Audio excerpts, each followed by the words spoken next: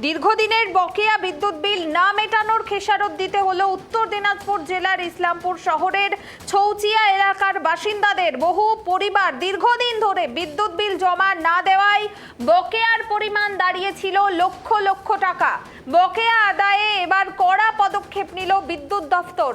ছৌচিয়া এলাকায় বিশেষ অভিযান চালিয়ে প্রায় 30 থেকে 35টি বাড়ির বিদ্যুৎ সংযোগ সম্পূর্ণ বিচ্ছিন্ন করে দেওয়া হয়। বিদ্যুৎ দপ্তরের আধিকারিকরা স্পষ্ট জানিয়েছেন, বকেয়া বিল সম্পূর্ণ পরিশোধ না করা পর্যন্ত এই সমস্ত বাড়িতে বিদ্যুৎ পরিষেবা বন্ধ থাকবে। জেলা জুড়ে বিদ্যুৎ দপ্তরের অভিযান চালু থাকবে বলেও জানানো হয়েছে।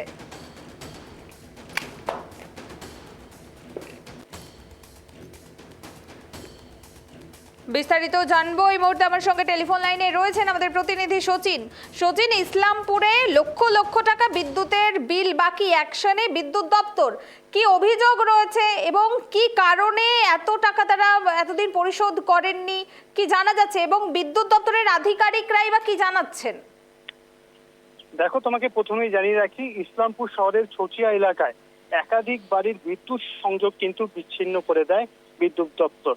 দেখো, যতদূর জানা গিয়েছে দীর্ঘদিন ধরে সেই এলাকার যারা মানুষ রয়েছেন তারা অনেকেই বিদ্যুৎ বিল সময় মতন দেননি এবং সেই মতন এদিন অভিযান চালিয়ে কিন্তু বিদ্যুৎ দপ্তরের আধিকারিকেরা কিন্তু প্রায় 30 থেকে 35 জনের বাড়িতে সেই বিদ্যুৎ বিচ্ছিন্ন করে দেয় এবং তাদের যা বকেয়া টাকা এবং সেই টাকা পরিশোধ করার পরেই কিন্তু সেই বিদ্যুৎ পরিষেবা পুনরায় আবার চালু করবে, এমনটাই জানিয়েছেন বিদ্যুৎ দপ্তরের আধিকারিকেরা।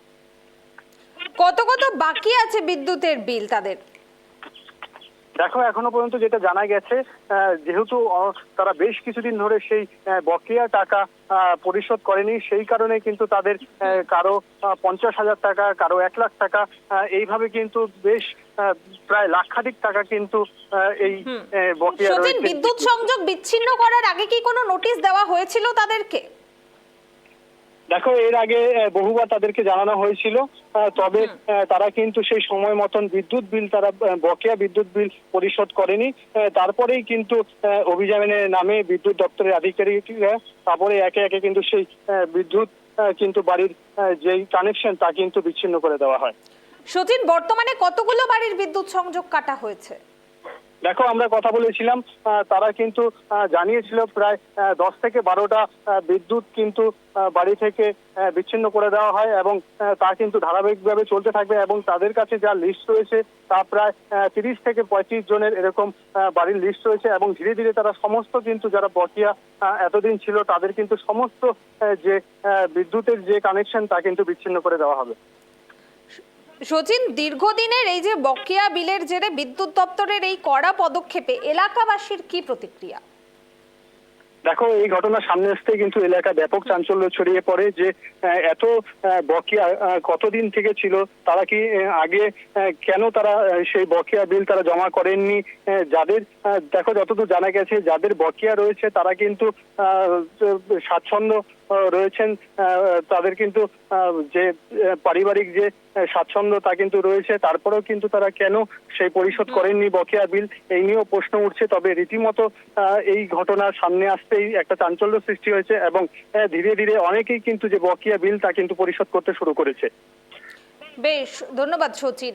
অর্থাৎ দীর্ঘদিন ধরে বকেয়া বিদ্যুৎ বিল না মেটানোর খেসারত দিতে হলো উত্তর দিনাজপুর জেলার ইসলামপুর শহরের ছৌচিয়া এলাকার বাসিন্দাদের। বহু পরিবার সেখানে দীর্ঘদিন ধরে বিদ্যুৎ বিল জমা দিচ্ছিলেন না, বকেয়ার পরিমাণ দাঁড়িয়েছিল লক্ষ লক্ষ টাকা এবং যাদের বিরুদ্ধে বিদ্যুৎ বিল না মেটানোর অভিযোগ রয়েছে তারা কিন্তু যথেষ্ট সচ্ছল পরিবার, মধ্যবিত্ত পরিবার। তারপরেও তারা কেন এতদিন ধরে বিদ্যুতের বিল মেটায়নি তা ঘিরে কিন্তু প্রশ্ন উঠছে এবং বিদ্যুৎ দপ্তরের আধিকারিকরা স্পষ্ট জানিয়েছেন, বকেয়া বিল সম্পূর্ণ তারা না পরিশোধ না করলে এই সমস্ত বাড়িতে বিদ্যুৎ পরিষেবা কিন্তু বন্ধ থাকবে। জেলা জুড়ে বিদ্যুৎ দপ্তরের অভিযান চালু থাকবে বলেও কিন্তু জানানো হয়েছে।